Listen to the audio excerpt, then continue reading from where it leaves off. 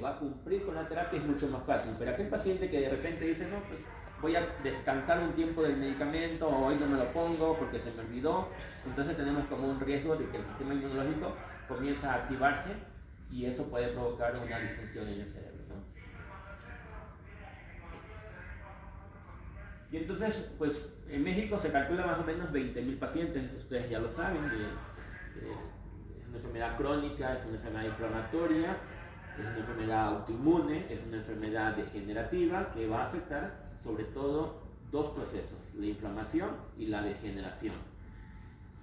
Inflamación significa que tengo una recaída, degeneración significa que ya me quedó alguna secuela de la marcha, de la movilidad, de la visión, etc. Entonces, esa degeneración es muy importante frenarla. Recordemos que es la segunda causa de discapacidad en el mundo, por detrás de los traumatismos, sobre todo en gente joven, ¿sí? La mayoría de los jóvenes fallecen por traumas craneales, por accidentes de tránsito. Esta enfermedad realmente no fallece, pero se convierte en una causa de discapacidad severa. Afecta la esperanza de vida. Se dice que si nuestro promedio de vida son entre 75 y 80 años, es lo que calculamos vivir, ¿sí? Vamos a reducir esa probabilidad de vivir de 5 a 10 años. Es decir, ya de por sí tener la esclerosis múltiple implica que si no modificamos las comorbilidades, es decir, las otras enfermedades que podemos padecer, el diabetes, presión alta, la depresión, la ansiedad, más no modificamos los estilos de vida, entonces tenemos más riesgo de que nuestra esperanza se vaya como acortando, ¿no? Y pues todos queremos vivir en 100 años, yo creo, ¿no? Hay algunos Como que sí, dice la canción. Tiene una prevalencia aproximadamente más o menos entre 15 a 20 casos por cada 100.000 habitantes, es una prevalencia baja. Hay países como por ejemplo Italia, los países altos en la zona de Europa, tienen prevalencias de 180 por cada 100.000 habitantes. Hay zonas, por ejemplo, de Italia, que casi todos tienen esclerosis múltiple. Entonces es una enfermedad ya muy prevalente. En México todavía se considera una enfermedad de prevalencia media-baja, es decir, todavía no es tan frecuente, aunque yo creo que se va a ir aumentando porque cada vez diagnosticamos más a través de los estudios que tenemos, ¿no? Se estima que pues, hay unos 20.000 pacientes y calculamos de forma anual que hay 150 casos nuevos aquí en esta unidad. Entonces, a nivel nacional estamos hablando que normalmente pues, ustedes han visto la base que tenemos, ¿no? Decimos, ay, tenemos 1.400, ahora ya tenemos 1.800. Entonces, se va aumentando la cantidad de pacientes registrados. Muchos pierden seguridad social, muchos pierden la etapa educativa y ya no tienen tratamiento, ¿no? Siguiente. Y entonces, cuando tenemos esto, recordemos que tenemos lesiones macroscópicas y lesiones microscópicas. Una de las lesiones que ustedes no van a ver es la pérdida del volumen cerebral. Normalmente, de forma anual, los seres humanos perdemos 0.4 del volumen total del cerebro, normalmente, como algo rutinario de esa atrofia cerebral que nos va ocurriendo por nuestra degeneración natural. Pero con la esclerosis múltiple se aumenta hasta 3 o 5 veces la pérdida del volumen cerebral. Eso microscópico no lo estamos viendo, pero lo sabemos. Y por eso los medicamentos ahora también evitan la pérdida del volumen cerebral. Hay medicamentos que son muy potentes, por ejemplo, Alemtuzumab. Se ha visto que cuando el paciente se lo pone, su pérdida del volumen cerebral incluso es menor al hecho anual normal que ocurre. Es decir, a tal punto que los pacientes cognitivamente son muy funcionales porque no tienen esa pérdida del volumen cerebral. Pero estamos hablando de medicamentos que son de alto costo. Entonces, por eso cada vez hay muchas opciones, dependiendo, incluso estaba leyendo el día de ayer, hay medicamentos, por ejemplo, se me ocurre Ofatumumab, exclusivamente tiene un efecto sobre la fatiga.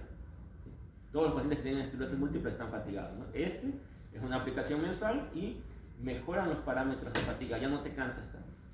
Bueno, hay otro medicamento, por ejemplo, Siponimod, ayuda a evitar la pérdida cognitiva. Entonces, cada medicamento ahora como que se está enfocando a tratar como un fenómeno particular de cada paciente, ¿no? Entonces, eso nos va a permitir incluso hasta dirigir en pacientes que tienen más problemas de memoria, pues este medicamento. En problemas que están más fatigados, pues tal medicamento, ¿no? Y obviamente es evitar, como insisto, si tratamos la inflamación, evitamos que haya la degeneración. ¿La siguiente? Y entonces, imagínense, esto es como nuestro cerebro, ¿no? Un iceberg. Aquí en la parte de arriba lo que vemos nosotros se llama recaída o brote. Todos saben que es una recaída. ¿Qué es una recaída? Pues la evidencia de una manifestación nueva o de lo que ya teníamos, que dure mínimo 24 horas y que no se acompañe ni de fiebre ni de infección. Entonces todos ya dominan ese tema, todos ya saben que es una recaída. Eso, cuando tiene un paciente una recaída, habla de inflamación del cerebro. Ahí está ocurriendo una lesión nueva. Entonces tenemos que frenarla a través de un medicamento antiinflamatorio potente. Y cuando vemos la resonancia, pues vamos a ver el número de lesiones que existen, y si la vemos con el gadolinio, vemos que esas lesiones se hacen blancas, se refuerzan, porque en ese sitio hay una pérdida de la barrera hematoencefálica, y por lo tanto las células inmunes están llegando a esa zona y están produciendo destrucción de la mielina. Eso significa que el paciente está teniendo un empeoramiento clínico. ¿La siguiente? Sin embargo, lo que no vemos es todo esto. Ustedes no ven la desmielinización, no ven la remielinización en esa zona que vuelve a remielizarse, no ven la atrofia del cerebro que se está haciendo más pequeño, no ven los agujeros negros, eso los vemos por una resonancia, no ven la disminución de ciertos metabolitos que hablan de destrucción de la neurona, no ven el daño mitocondrial, todo un fenómeno oxidativo de destrucción de la neurona no lo vemos, ¿no? Y por lo tanto, si eso no lo vemos, pues va a generar el daño cortical, la progresión de la discapacidad, el daño axonal y obviamente significa discapacidad. Y en ese concepto hay autores que dicen que la enfermedad es una enfermedad dual, que significa que tiene efecto inflamatorio y efecto degenerativo. Algunos dicen que esa enfermedad o ese componente inflamatorio en las formas remitentes son las etapas tempranas, pero que si el paciente evoluciona va a llegar a una etapa degenerativa. Otros dicen que la degeneración empieza desde el mismo momento que empieza la enfermedad. Y es correcto, porque si hay una inflamación, hay una pérdida de neuronas y va a haber degeneración. Entonces, tratamos de entender que si no frenamos la inflamación, evolucionamos. Si no tenemos inflamación, probablemente la discapacidad va a ser menor. ¿Sí? Y entonces, una forma de ver eso es a través de un estudio que se llama resonancia. Esto nos va a permitir ver el número de lesiones. Cuando uno le dice al paciente, estás con las mismas lesiones de hace un año, significa que la enfermedad no ha empeorado. Si la lesión no aumentó de tamaño, significa que esa lesión se ha comportado solamente con esa lesión que ocurrió desde hace un año, ¿no? El reforzamiento con gadolinio, cuando le decimos no están activas, no refuerza ninguna, significa que el paciente está estable.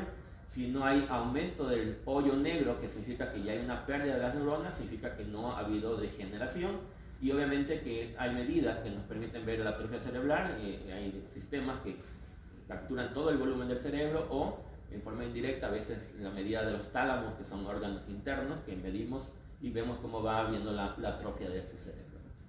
La siguiente.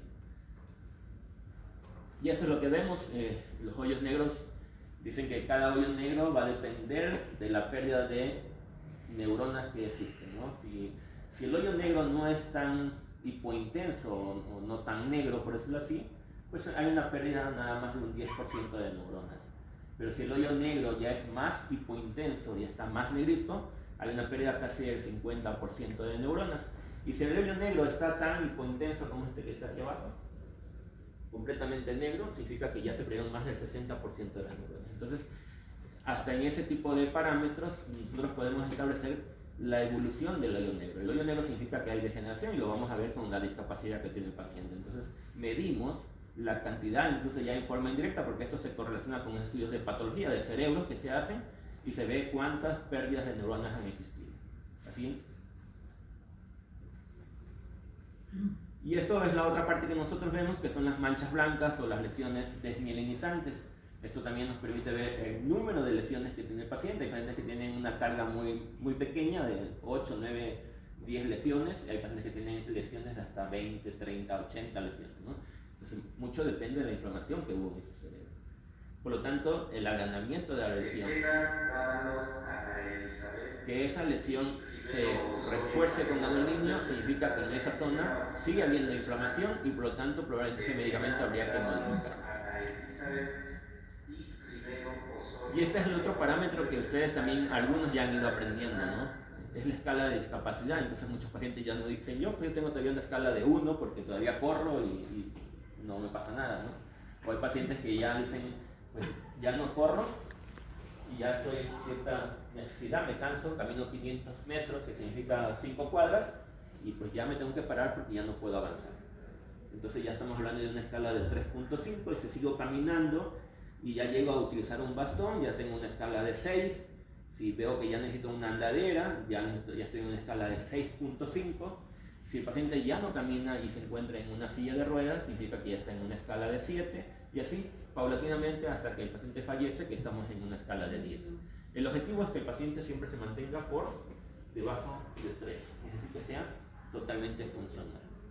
Muchos de ustedes están realmente en una etapa de una escala de capacidad completamente buena.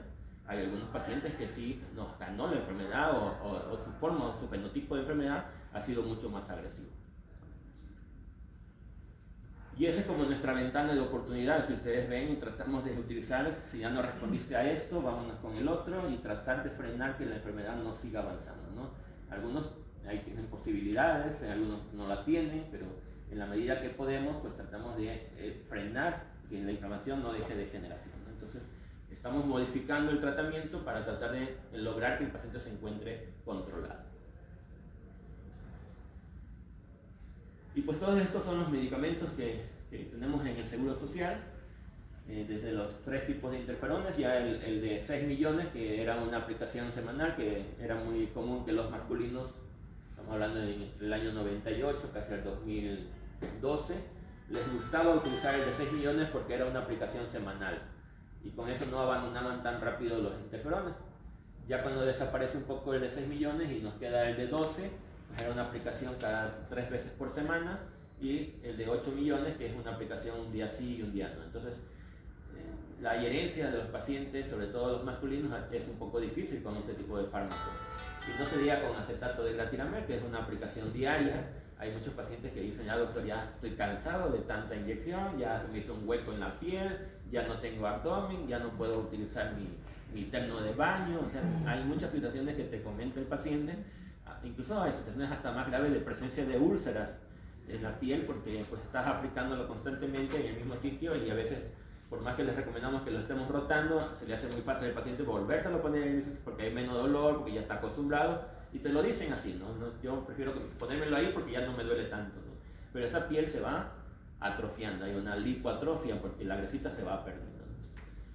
Ahora ya tenemos estos que fueron los que empezamos a tenerlos a partir del año 2012-2014, el fingolimod, que es un medicamento oral, el natalizumab, que es un medicamento que es cada 28 días, que son medicamentos un poco que tienen cierta reserva porque tienen efectos secundarios que hay que tener cuidado, porque el uno puede provocar desde bloqueo cardíaco, el otro puede activar un virus en el cerebro, que ya nos pasó con algunos pacientes que tuvimos que utilizar algunas cosas mucho más agresivas para tratar de frenar ese virus, ¿no? ¿El JC? El JC, ¿no? Entonces todo esto lo vamos viendo y le decimos al paciente, ¿sabes qué? Si no lo frenamos, el medicamento te puede generar una destrucción de toda la sustancia blanca y darte una enfermedad que se llama leucoencefalopatía y ya no es reversible. Entonces, con eso, pues a veces hay pacientes que nos salen positivo con el virus y tenemos que modificarlo del tratamiento para evitar ese riesgo, ¿no? Vienen cosas nuevas, teriflunomide, que es como dar interferón, pero este es tomado, una tableta diaria. La única contraindicación de teriflunomide son las femeninos, ellas no deberían utilizarlo, sobre todo las que van a querer quedar embarazadas, porque es un medicamento que es teratogénico. Entonces, si quedan embarazadas, tenemos que activar un carbón para eliminar el fármaco y hacer una serie de procesos que el paciente o el bebé no vaya a tener efecto del fármaco, ¿no? Entonces, lo primero que le pedimos al paciente que van a utilizar tanto nata, fingo y teriflunomida es que no se embaracen durante el tiempo de que van a estar expuestos al medicamento, ¿no? Y aquí tenemos también otro oral, que es el dimetilfumarato. Muchos lo toman, es una tableta cada 12 horas. Este genera dos fenómenos: uno que es como un enrojecimiento de la cara y una sensación de diarrea o malestar gástrico que es temporal. Y lo nuevo, que ya probablemente ya lo tengamos en 1 o 2 años, espero que ya se cumpla, es ocrelizumab, que es una administración cada 6 meses o con una terapia continua, y alemtuzumab, que son 2 ciclos, un ciclo en un año 1, otro ciclo en el año 2, y de ahí nos olvidamos como 10 años, ¿no? La siguiente. Disculpe, doctor, yo estoy tomando rituximab y no aparece ahí. Ya mismo. Ok.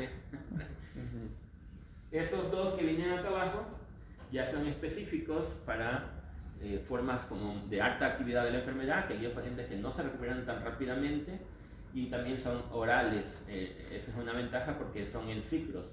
Se dan 5 o 6 tabletas en un mes, al siguiente mes otra vez 10 tabletas más, y al siguiente año otra vez lo mismo, y nos olvidamos cada 4 años con ese tipo de terapia. Y este que es como el hermano del Fingolimod, el Siponimod, este es un medicamento que viene para las formas ya secundarias progresivas, aquellos pacientes que ya tienen cierta discapacidad, pero que es un medicamento que va a ser tomado. Entonces, es como una ventaja de lo que vamos a ir teniendo. La siguiente. Ahí no se menciona el rituximab porque el rituximab es un medicamento que lo utilizamos, pero es un medicamento que aún en algunos países se usa muy comúnmente, sobre todo en Europa y en Estados Unidos, pero no está recomendado todavía por las guías de neurólogos a nivel mundial. Por eso todavía no se pone como parte de los fármacos. Es como aquí, por ejemplo, nosotros hacemos una terapia que es experimental que se llama el trasplante de células madre. Eso no está aprobado por ninguna cuestión regulatoria, ni la FDA, ni la EMA, nadie ha aprobado el uso de las terapias de trasplante. Pero en esta unidad ya tenemos más de 25 pacientes que se han trasplantado y muchos pacientes han tenido una buena evolución. Entonces, son procedimientos muy costosos. Cada trasplante cuesta para el Seguro Social cerca de 3 millones de pesos y a veces el presupuesto no alcanza así tan fácilmente, ¿no? Entonces, al final de cuentas, cuando analizamos los fármacos a largo plazo, a veces resulta dar una terapia más costosa en un solo tiempo que estar dando fármacos a largo plazo, que resulta casi el mismo costo de lo que va ocurriendo. Eso los economistas lo saben, pero los administrativos normalmente gastan en el momento que ocurre, ¿no? Y esto como son los factores pronósticos que uno dice, pues vamos a analizar a cada paciente. Cada paciente es diferente, cada paciente tiene una forma de presentación. Si el paciente tiene más de 40 años y es masculino, es un factor de mal pronóstico. Si es moreno, como yo, ¿no? Blanco, si tiene niveles bajos de vitaminas, si es fumador y si tiene además hipertensión o diabetes, pues es un paciente que tiene un mal pronóstico para su enfermedad. Si en la resonancia tiene muchas lesiones en el T2, si tiene el volumen de lesión muy aumentado, si hay lesiones que refuerzan el gadolíneo, si hay lesiones en la parte inferior del cerebro, si hay lesiones en la médula espinal, si hay la atrofia cerebral desde etapa temprana, significa que ese paciente también tiene factores de mal pronóstico. Factores clínicos, que el paciente no tenga o que empiece con una forma primaria progresiva desde el comienzo, no tiene recurrencia, no remite la enfermedad, sino que va empeorando, que tenga altas tasas de recaídas, que haya cortos intervalos de recaídas entre una y otra, que no se recuperen esas recaídas, que afecte el cerebelo o la médula espinal, y que obviamente hay una alta discapacidad desde el diagnóstico de la enfermedad.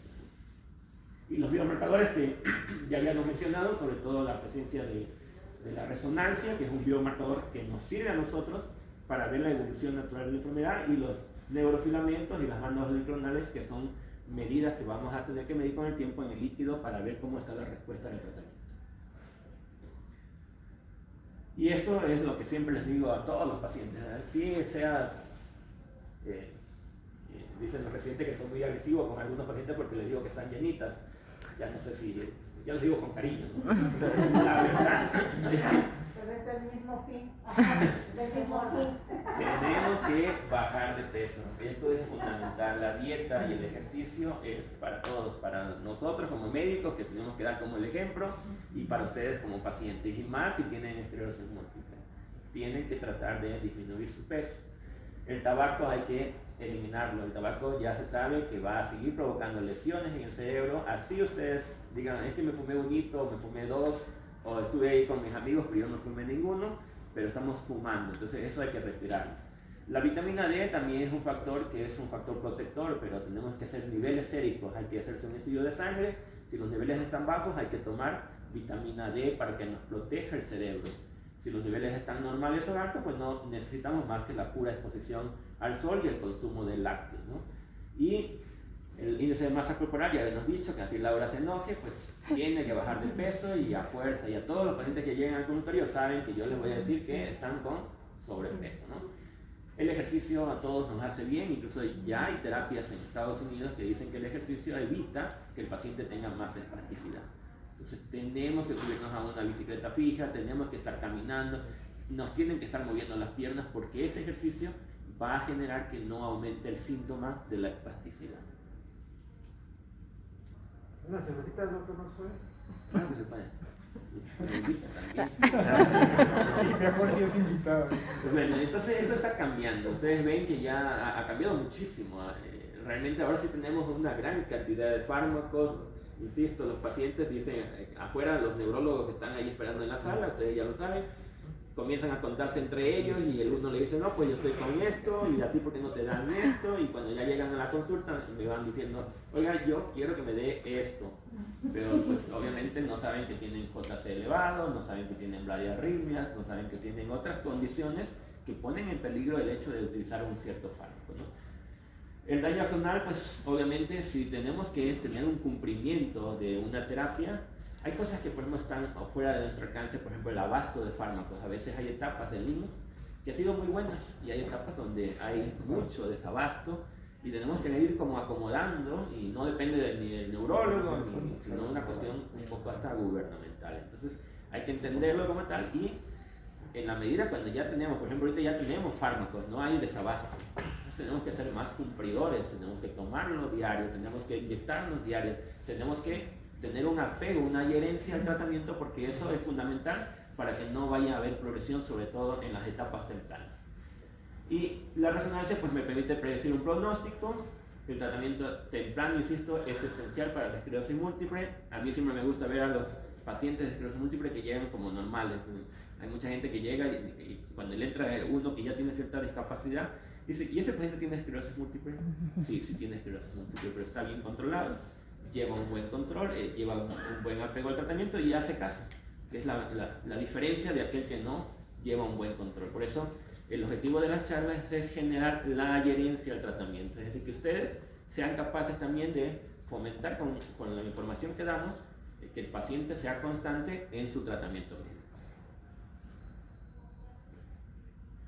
Muy bien. Yo tengo una pregunta. Claro que sí. Buenos días a todos. Mi pregunta es, Doc, alternativas en caso de unas personas que, como me habías comentado, que hay desabastos y tú estás tomando un medicamento y si cuando vas a tu clínica o donde tú quieras y no hay, ¿qué otra alternativa puedo tomar si no? Si ya estás en una terapia, a veces lo que hacemos, por ejemplo, con fingolimod, a veces decirles que tomen un día sí, un día no, que no es lo correcto, ¿no? Para un poco para que alcance el medicamento. Casi siempre en las temporadas de desabasto, ya muchos pacientes que tienen enfermedades crónicas, ya lo saben, ¿no? Entre diciembre, enero, febrero, es como el desabasto que ocurre, ¿no? La pandemia generó un desabasto como caótico porque habían que llevar recursos hacia otras enfermedades, pero ya ahora como ya se está normalizando, probablemente ya no va a haber tanto desabasto. Es lo que aspiro y esperemos que así sea, ¿no? Dos preguntas más porque ya llegaron las niñas de dermatología. Para la cognición, ¿qué se puede tomar, por favor? Para la cognición. Hay muchas cosas que se pueden hacer. Lo primero es la actividad mental, se favorece con ciertas actividades que uno puede hacer, ¿no? La sopa de letras, los sudokus, el aprender un idioma nuevo, activa redes neuronales que hacen que el cerebro siga trabajando. El cerebro es un órgano que si no le das funcionamiento, pues deja de funcionar, ¿no? Entonces, el leer libros, el estar haciendo actividad mental te va a ayudar fabulosamente. Y la otra es terapias que son ya específicas para mejorar o evitar la muerte de las neuronas a través de un proceso que se llama el glutamato. Hay medicamentos que no tenemos en la institución, como la memantina, como el donepezilo, que ayuda a mejorar los procesos de memoria. Los que puedan, pues hay que tomarlos porque nos va a ayudar a ser más funcionales, ¿no? Es muy común, por ejemplo, que los pacientes tengan déficit de atención, que uno le diga una cosa y al rato ya no recuerden. Hay medicamentos que también se utilizan para ese tipo. Cada patología o cada síntoma del paciente puede ser tratado con un manejo sintomático. No confundir con la terapia que va a modificar la enfermedad, sino los medicamentos que son para los síntomas son diferentes que son para la enfermedad. Y hay también terapias de rehabilitación, terapias cognitivas. Van a ver ahora muchas aplicaciones donde ya el paciente nos va a informar cómo va. Incluso hubo un tiempo que los que llevaban el REVI de 12 millones, me llegaba a mí la cantidad de aplicaciones que se hacían durante el mes. Y eso era fabuloso porque ya podía decirle al paciente, pues aquí está, que no te aplicaste el mismo aparatito nos daba la información. Esos mismos sistemas de reconocimiento a través de las aplicaciones digitales se van a ir generando paulatinamente. Hay países donde ya al paciente, por ejemplo, se le da un aparato y el paciente camina y llega a medirse el número de pasos que se hacen durante un cierto tiempo. Al final del tiempo se coteja toda esa cantidad de pasos que hace el paciente y se va viendo que algunos pacientes van disminuyendo la cantidad de pasos con el tiempo y entonces va uno pensando que ese paciente va evolucionando desde el punto de vista de la marcha. Entonces vienen cosas muy interesantes, incluso igual ya vienen aplicadores para pacientes que ya no caminan, que se ponen a nivel intramedular, que son dispositivos que ayudan otra vez al paciente a mantenerse de pie o a hacer alguna actividad desde ese punto de vista. Es decir, la medicina no para, ustedes van viendo como ya vienen como 4 fármacos más y probablemente en estos meses se vuelve, creo que en ECMES, que viene en octubre de este año, se van a aprobar 2 fármacos más para la esclerosis múltiple. Entonces, el abanico va a ser como así muy, muy grande, ¿no? Yo espero que podamos poder tener todas las terapias. Ya hemos visto que sí se puede. Algunas van a tender a desaparecer por su eficacia, como ya está ocurriendo con los interferones, con el acetato, y que ya vamos a pasar a otro tipo de terapias, ¿no? Doctor, pero ¿en qué hospital van a decidir esos medicamentos? ¿En el Eso hospital de zona o en la raza? Normalmente es a nivel central, no lo decidimos, hay un comité de neurólogos que se reúne muchas veces a nivel central y se decide qué terapias van a ir quedando. Doctor. Los omega 3 ayudan para... Sí, el omega 3 ayuda mucho para ¿Sí ayuda? mejorar la cognición. Sí, es recomendado estar consumiendo algún tipo de marisco o el mismo Y omega si 3. no, puede ser en comprimidos. Ajá. En mi caso, doctor, o sea, es bien sabido que la terapia ayuda mucho al paciente, como lo mencionó ahorita, ¿no? El hacer ejercicio. Así es. En mi caso tengo problema de emocionalmente a deprimirme. Me tomo la fluoxetina, pero en las mañanas es todo un reto levantarme, ¿no? Y hacer ejercicio durante el día me cuesta mucho trabajo por el sentirme cansado y sin fuerzas y pensar que tengo que hacer ejercicio es una batalla mental, ¿no? Entonces a veces me deprimo mucho. O sea, ¿qué puedo hacer? Y eso es lo interesante porque esa comorbilidad que tú tienes incrementa incluso el grado de discapacidad que tú vas teniendo. Ya hay estudios que dicen los pacientes que tienen alguna comorbilidad como la que tú tienes, que es la depresión o la ansiedad, le va a aumentar más su discapacidad. Entonces hay que switchar un poco el cerebro, tener como una especie de terapia ocupacional, no estar pensando en ese sentido. Incluso creo que ya es conveniente, si estás tomando mucho tiempo fluoxetina, hacer como un cambio de terapia, porque hay medicamentos que actúan sobre ciertas vías, que es, por ejemplo en el caso de la fluoxetina, sobre la serotonina, pero hay otros medicamentos antidepresivos que actúan sobre otras vías y que tienen un efecto más amplio. Tendría que consultar al Tendrías que psiquiatra. consultarlo al psiquiatra, así es. Generar una consulta con un psiquiatra. Es correcto.